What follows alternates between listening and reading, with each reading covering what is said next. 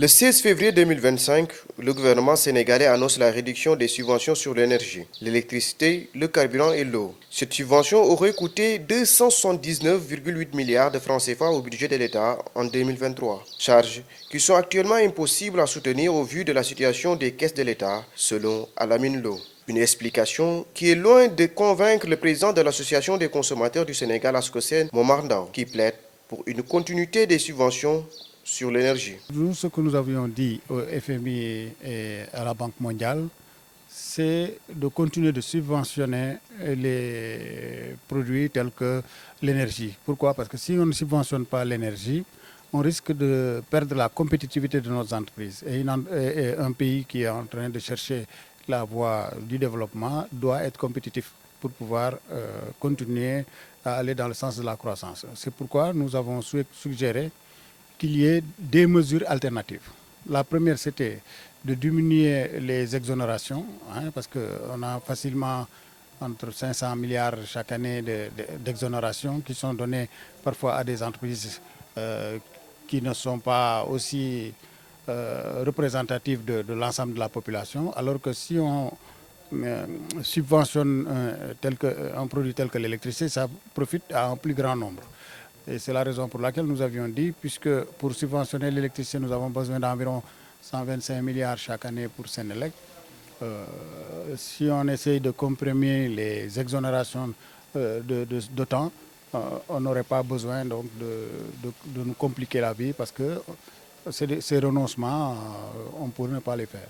On peut renoncer à mettre en place ces subventions-là. Pour sa part, l'économiste et enseignant-chercheur Mor Gassama pense que si l'État devrait supprimer la subvention, cela devrait être pour les couches aisées. Il s'avère nécessaire d'abord de préciser cette suppression, parce que si l'État devrait la faire, en principe, ça devrait concerner certaines catégories.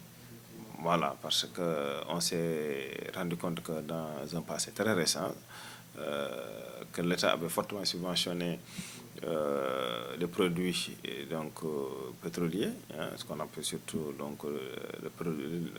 le gaz et le pétrole, disons le carburant, tous les produits énergétiques à hauteur de 750 milliards. Malheureusement, les 80% avaient été captés par les couches les plus aisées. Ce qui fait que les couches défavorisés n'avaient capté que les 20%, les 150 milliards. C'est une subvention complètement ratée. Parce que lorsque l'État fait autant de sacrifices, c'est plutôt pour accompagner les personnes à revenus modestes. En parlant de baisse des salaires, on pense plus à ceux qui ont certains privilèges. Les ministres, les directeurs, les DG, ou encore les PCA. En tout cas, ou toutes les personnes peut-être qui sont dans des positions qui leur permettent d'être gracieusement rémunérés. Mais sinon, le fonctionnaire lambda qui a vraiment du mal à joindre les deux bouts, je vois mal comment on pourrait toucher à son salaire. Il estime que l'arrêt de toutes les subventions n'est pas envisageable. Ce n'est même pas envisageable. Parce que l'État, dans son rôle, on appelle donc dans sa mission régalienne, accompagne les entreprises, les ménages à améliorer pour les entreprises pour qu'elles puissent prospérer, parce qu'elles ont besoin d'être accompagnées dans un premier temps. Et en le faisant, ça permet de résoudre le problème de l'emploi. Parce qu'une entreprise qui se développe, elle crée des emplois, mais aussi elle paye des impôts. Et ces employés aussi qui ont des contrats en bonne et due forme auront plus de pouvoir d'achat. C'est-à-dire quelqu'un qui ne travaille pas par rapport à s'il a un salaire, il a un pouvoir d'achat. Donc il va consommer, mais aussi il va payer des impôts sur le revenu. Donc l'État a cette obligation-là. Donc et les ménages à faible revenu, il faudrait impérativement les accompagner.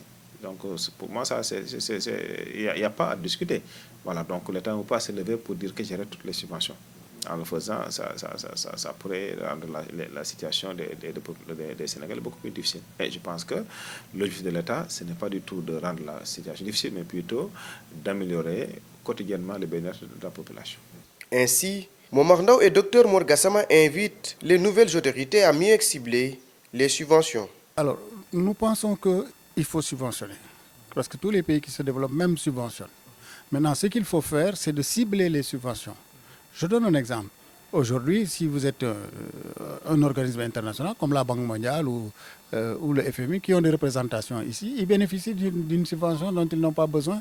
Parce que pour l'électricité, tant qu'ils vont consommer, ils vont de 0 à 250 kWh, donc c'est des prix subventionnés.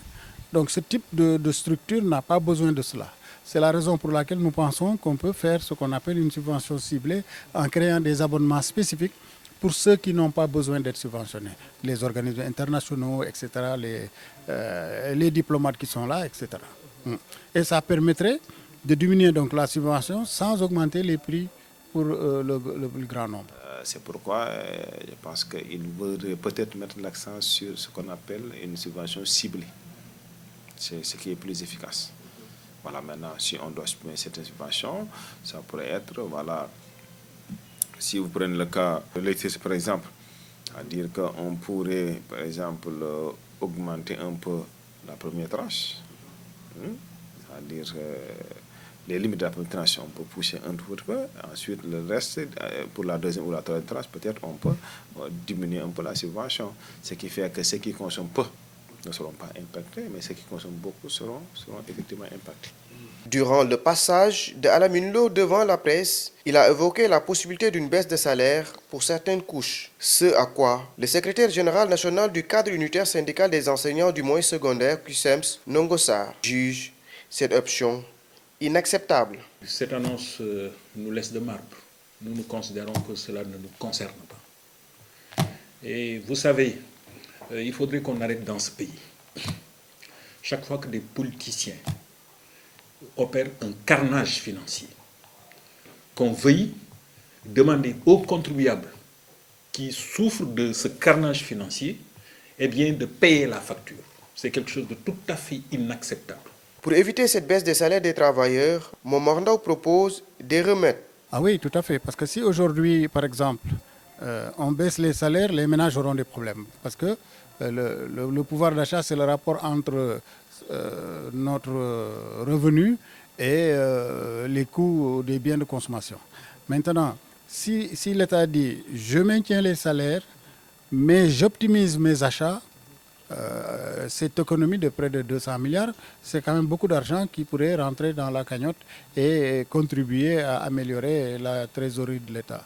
Par rapport au dernier rapport de la Cour des comptes qui fait état d'une situation économique et financière catastrophique, le syndicaliste et l'économiste parlent d'une légèreté de la part de l'ancien régime sur les finances publiques. Pour préciser que c'est un rapport qui a été déposé, un travail fait par les techniciens du ministère des Finances et du Budget, voilà, déposé au niveau donc, de la Cour des comptes, qui avait 3 mois pour auditer. C'est-à-dire que tout ce qui a été dit, il faut vérifier les éléments de preuve et voilà, se prononcer. Donc ça a été confirmé, cela veut dire que ce que le rapport nous a révélé vraiment est une catastrophe pour nos finances publiques. Il y a eu énormément de légèreté dans la gestion des finances publiques, ce qui n'est pas du tout normal dans un pays en développement où tout est prioritaire. On ne peut pas se permettre d'avoir certains comportements. Et je crois que c'est un rapport dont la publication entre dans l'ordre normal des choses. Je crois que c'est une loi qui consacre l'existence donc de cette institution et qui lui assigne cette mission de certifier les comptes publics. À mon sens, c'est ce qui a été fait. Et il faudrait que cela devienne en tout cas donc une culture donc, dans ce pays et que chaque fois que de besoin, que ce rapport-là puisse être exploité de manière à faire en sorte que toutes les mauvaises pratiques en matière de gestion soient progressivement éradiquées. Parce que tout le monde sait que si jusque-là notre pays en est à ce stade, mais en grande partie c'est lié à la corruption, qui est le fait des élites à qui on a confié ce pays depuis lors.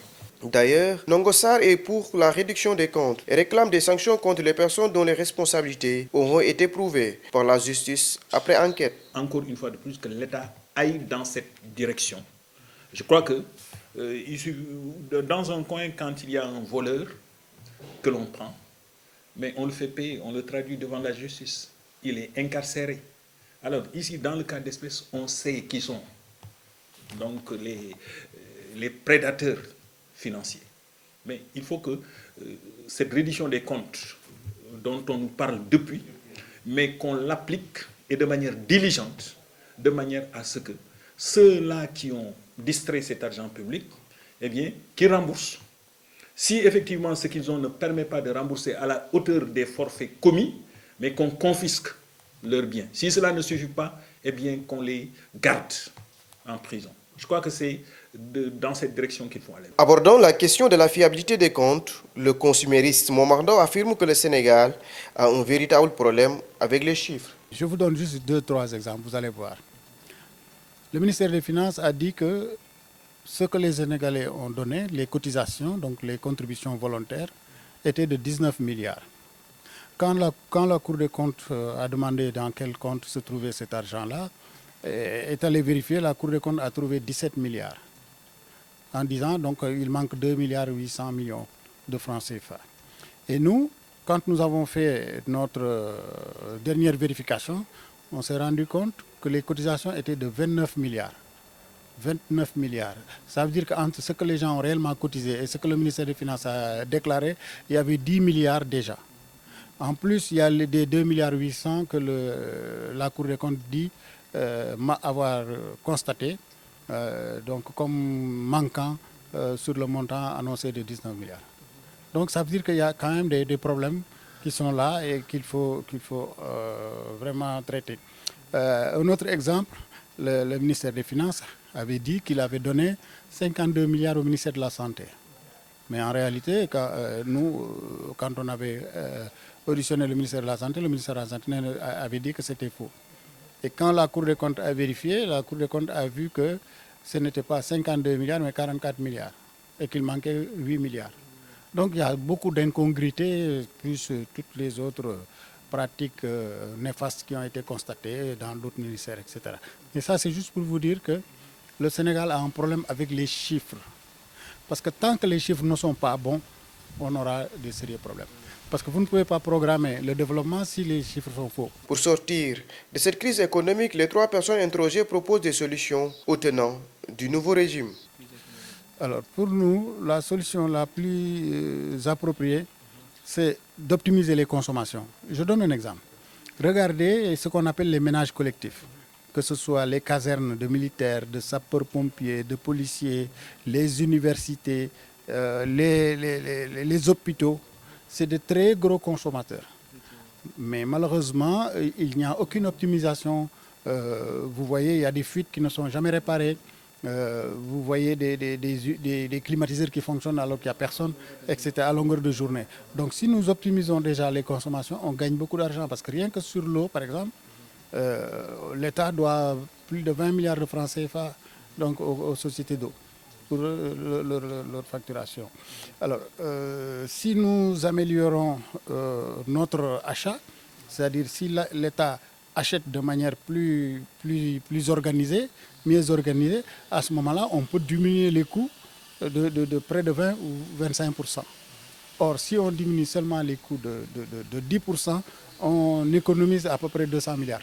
Donc, vous imaginez si on peut faire 20% d'amélioration de notre capacité d'achat, en optimisant ces achats-là, on peut se retrouver avec 400 milliards.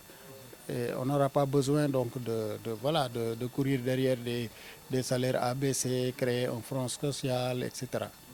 C'est possible. Bon, il faut des mesures choc.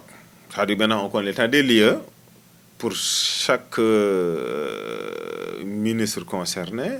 Chaque ministre a ses domaines de compétences. Voilà, dans son ministère, il connaît exactement l'état des lieux.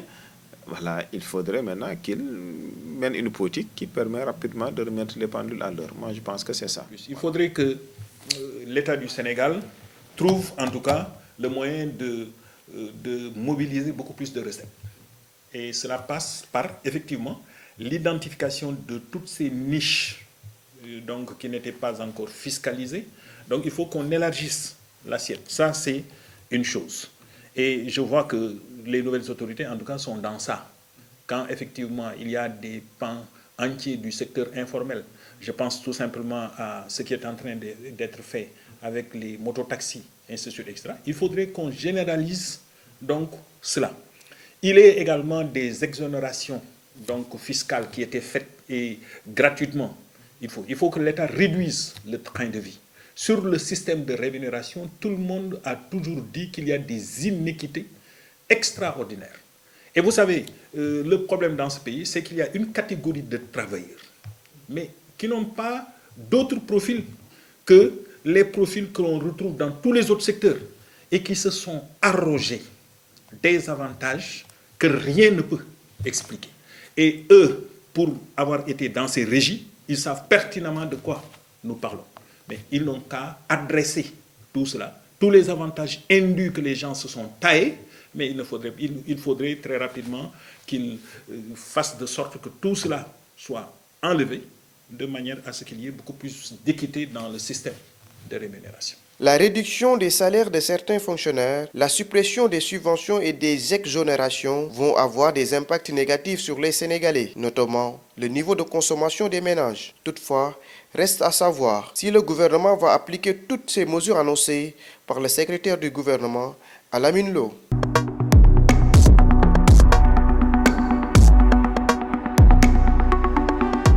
HK Média, le pari d'une information juste et utile, totalement indépendant, absolument véridique. HK Média est un nouvel espace animé par la volonté de contribuer à la diffusion d'une information de qualité, vraie et utile. Le Sénégal est notre site de déploiement, l'Afrique, notre priorité, le monde, notre horizon.